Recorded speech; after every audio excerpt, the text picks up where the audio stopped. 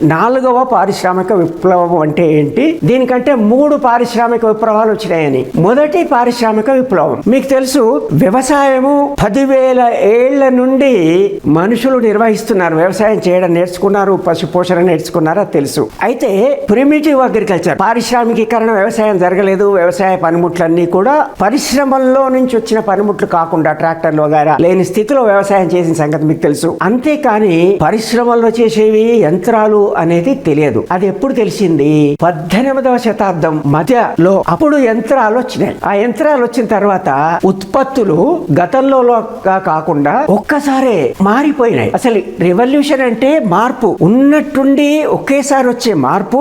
గతంలో ఉన్న పద్ధతులను మార్చి కొత్త వ్యవస్థను తీసుకొచ్చేదాన్నే రెవల్యూషన్ అంటారు, విప్లవం. అయితే 18వ శతాబ్దం మధ్యలో యంత్రాలను కనుక్కోవడం జరిగింది. యంత్రాలు ప్రధానంగా వస్త్ర పరిశ్రమలో, అంటే ప్రధానంగా మనం చెప్పుకోవాలంటే flying shuttle, cotton gin, water frame, ఇట్లాంటివన్నీ నేతకు ఉపయోగపడేవి యంత్రాలతో. ముందు వస్త్ర పరిశ్రమలో, తర్వాత ఇతర పరిశ్రమల్లో స్టీమ్ ఇంజన్ రావడము, తర్వాత ఉత్పత్తి బాగా పెరిగింది. అది ప్రారంభమైంది బ్రిటన్ లో. ఇక రెండోది ఏంటంటే ఈ యంత్రాల్లో గణనీయమైన మార్పు, కొత్త యంత్రాలు రావడము జరిగింది. అదేంటి? ఉక్కు, రైలు రోడ్లు, ఇతర అనేక విషయాలలో పెట్రోలియం, ఇట్లాంటి ఉత్పత్తులు రావడము, అనేక కొత్త పరిశోధనలు, ఉత్పత్తులు, కొత్త యంత్రాలు వచ్చినాయి. అది ఎప్పుడంటే 19వ శతాబ్దం మొదట్లో. ఇక 3వ పారిశ్రామిక విప్లవము 20వ శతాబ్దం ద్వితీయార్ధ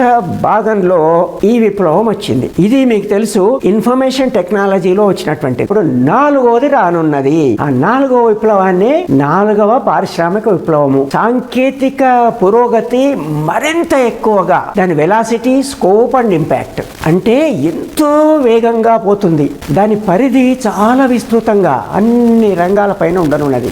దాని ప్రభావానికి గురి కాని దేశం గాని, వ్యక్తులు గాని, ప్రాంతాలు గాని ఉండవు. దీంట్లో మనకు artificial intelligence, internet of things, nano technology, biotechnology, quantum computing, 3D printing, తర్వాత మనము కార్లు వాటంతలవే డ్రైవర్ లేకుండా నడిచేవని చూస్తున్నాం. అయితే ఏంటి మరి దీని ప్రభావం? అన్ని రంగాలపైన ఉంటుందన్నాము. మానవ సంబంధాలపైన కూడా ఉంటుంది. క్యాపిటల్ అండ్ లేబర్ సంబంధాలు, పెట్టుబడులు పెట్టే పద్ధతి, శ్రామికులు వచ్చేటువంటి ప్రతిఫలం, వేతనాలు, రకరకాల ప్రభావాలు చూపించనున్నది. మరి వ్యత్యాసాలు పెంచనున్నదా? అసలు ఏం జరగనున్నది?